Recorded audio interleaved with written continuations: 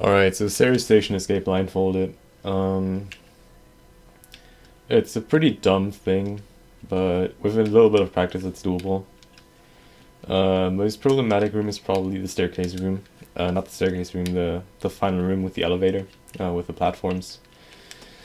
To start off, there's really no point in doing like the speedrunning strat where you align here, like exactly on the edge, and then run through at the right timing. That doesn't save you anything. You can just, as long as you don't stand on the door, it's all good. Just make sure you align with the door, and make sure to run through like as soon as the door gets open.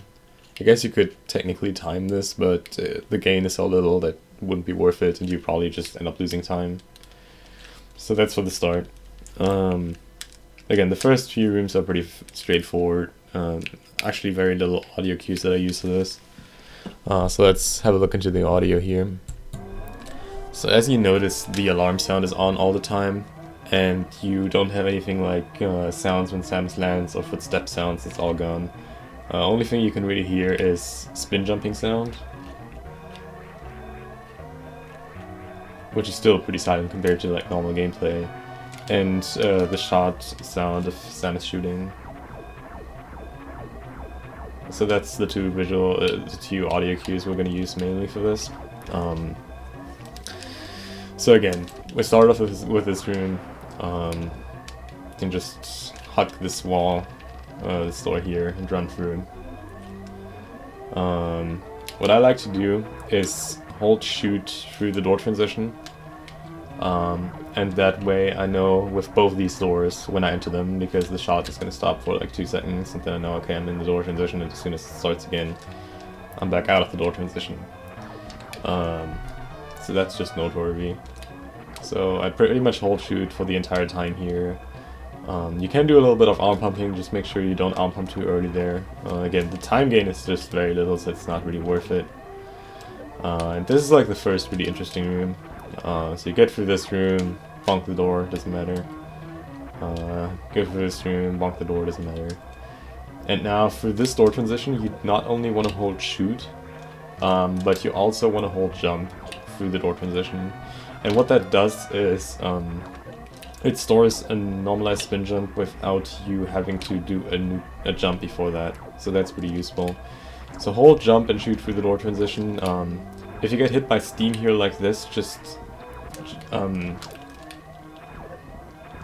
jump like, I don't know, like half a second after you get the hit sound, like this. You don't have to worry about like steam here because you have the iframes from the steam. If you don't get hit, usually the same timing also works. But since the steam pattern this is RNG, it might be that you sometimes get knocked down. Like this, and then you just do the same thing again. It's really not a big deal. Same for this here, like if you get knocked down, like this, just keep hitting that. There's no risk of like falling down unless you do like something very weird. There's no risk of screwing up. Like if you get pushed down like this here, and as long as you don't hold like left forever, there's no risk of like anything happening. You'll always be like right here after holding right for a little bit, and then you can just continue like normal.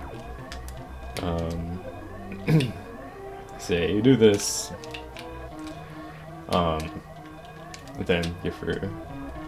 This room is really dumb. You just jump at some point.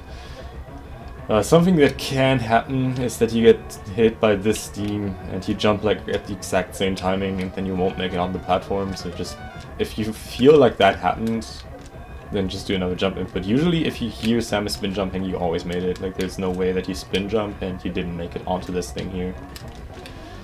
So yeah, you just jump on here. Same thing goes as from before. You just want to hold shoot here pretty much the entire time. Then run to the door transition. And you don't want to continue holding shoot, honestly. You just want to like... you just want to hear when you're in the door transition. We're going to use a different audio cue for when you're out. So you hold shoot, getting into the door, you release shoot, and then you start holding jump in the door transition. Jump and right, and what that will do, it will start an automatic spin jump as soon as you're in. And since the RNG pattern is set for the steam, like there's only one steam pattern here, we're gonna use that and use some timing to get up here. So you want to start with a spin jump out of the door, wall jump, and then land on here. It's not super precise. You can just do a little ledge grab as well to make it even more lenient. Just make sure to get the full distance. Like, you don't want to release jump for the wall jump too soon. You will really want to get up here. And then you wait 1 second. Normalized spin jump, normalized spin jump, normalized spin jump, normalized spin jump. So the waiting intervals for this are pretty much exactly the same every time. Just wait pretty much the exact same amount every single time. So like the only hard part is like, I want to say like this first jump, timing this because the timing is slightly off. And the wall jump of course, but that shouldn't be too difficult. So again, you just hold, jump and ride through the door transition, wall jump, ledge grab, wait a little bit. This one is almost instant, and then 1 second waiting, 1 second waiting, and then you're up here. You can't really miss the elevator transition. It's pretty impossible to do that. But yeah, you gotta wait here a little longer, here a little shorter, and then here 1 second, 1 second, and then you're up. That's Ceres Station. It's pretty dumb. It's not the first thing I would learn, especially since you can't use any of the oddities that you usually would use, but you kinda have to do it, so might as well learn it.